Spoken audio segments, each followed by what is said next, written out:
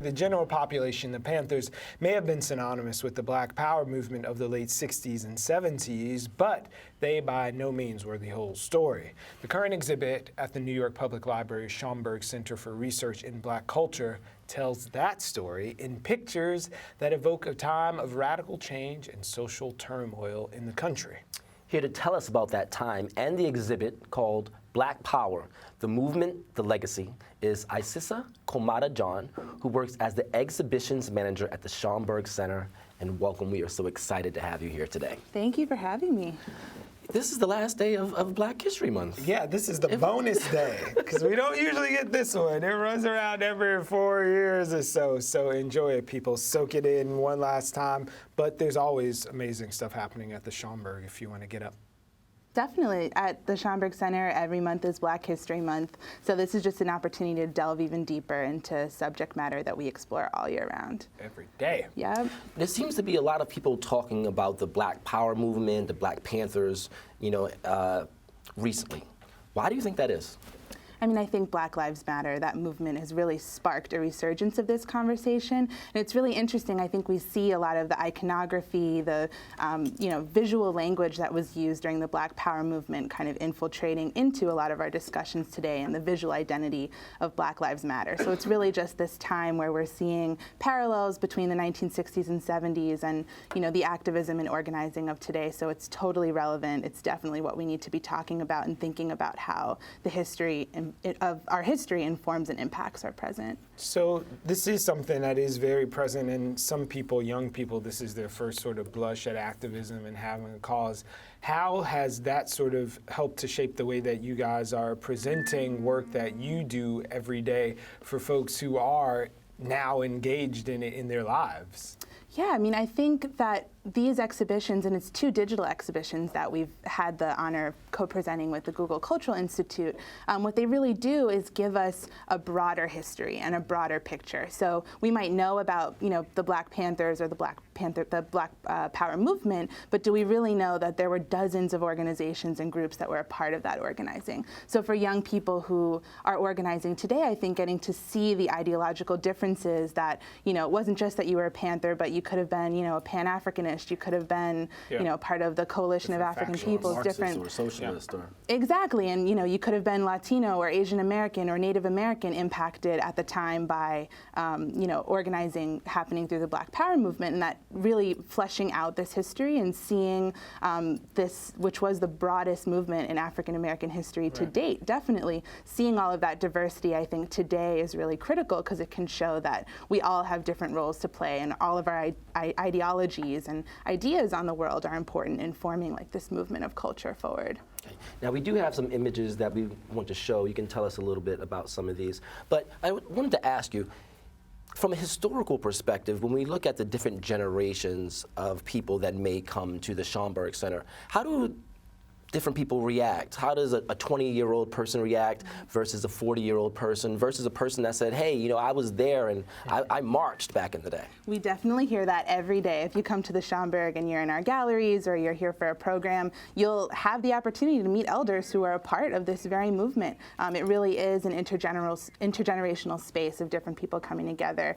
And I think what we've seen with these digital exhibitions is that it's really been a lot of gratitude coming from elders to see their stories represented, to see themselves and, their communities at the time, their work being depicted today. And I think for young people, it's been really inspiring, and they can see that, they have the opportunity now to go out and be a part of protests, be a part of marches, and see that there's a legacy and history behind that. Okay. Now, can you walk us through some of these images? Sure. So right now we're looking at Amiri Baraka, who is one of the most prominent members of the Black arts movement, poet and playwright, and also really active in terms of the political activism as part of the Black Power movement. So he really represents that intersection of arts and politics. Okay. And then here we're looking at the Rainbow Coalition, a multiracial, Jackson's Rainbow Coalition. different groups, and this was in Chicago. And here we see the Black Panther Party in Chicago. We see 2 progressive white organizations from the time coming together, as well as the the Young Lords organization, a Puerto Rican group out of Chicago, coming together at a press conference. So, and I think what's really interesting about this image too is that we see how the aesthetics of Black Power really impacted cross-racially, from the berets to the sunglasses and all of that. Yeah. And then here we see Kathleen Cleaver, who was the communications secretary of the Black Power of the Black Panther Party. Two other women. We see this like visual branding and identity. Stokely Carmichael wearing the signature Black Panther's jacket, along with an African dashiki, kind of representing different ideologies coming together. And this here is the Brown Berets organization out of the West Coast, showing that Chicano organizers were using this aesthetic as well. So, you know, the impact of the party really was cross-racial, multi-ethnic. Yeah. So we're looking at these stills. We know there's a huge digital component. What was the curatorial process like in this, and culling all of these great images, some of them very evocative and definitely iconic, but also showing new things as well? Right. So this is actually part of a much wider curatorial initiative at the Schomburg this year. So a lot of the research that went into these digital exhibitions was actually done for a print publication that we're going to be putting out later this year. It's called Black Power 50, edited by Sylviane Diouf and Kamosi Woodard. And there's also going to be 2 on-site exhibitions later this year on the Black Power movement. So curatorially, a lot of the work has come from our 5 research divisions at the Schomburg Center. There's materials on loan from other institutions. And then I think most interestingly, too, there's items and images from people who are actually active at the time. So a really wide curatorial process. Well, I'm sure you were able to gather so many different things. So I also understand that you have some rare images that maybe haven't been seen before? Definitely. You know, I think that when we think of Black Power, there's, you know, images that we see over and over again, sort of recycled. And just in terms of content, as we're looking to broaden the story, that also has to do with the images that we're using. So lots of exciting content that you can check out here. Breakfast program. Yep, so the Black Panther Party was the first to start free breakfast programs here in the States. And, you know, now, like almost every public elementary school of the country will have breakfast programs that you can come to and make sure students are nourished. Health was a major point as well. Community health initiatives. This is the Black Panther Party doing sickle cell anemia testing out on the streets. They also did an organizing campaign. And here we're seeing a 1968 shooting of the Black Panther Party headquarters in Oakland, California. So we can't really talk about the Black Power movement without talking about backlash from law enforcement. Really parallels our movement today as well. So that's what we're seeing here. You know, before you go, we're running out of time. What are your thoughts on Beyonce's Super Bowl performance? Oh, interesting. You threw that one at me. In the last 40 seconds.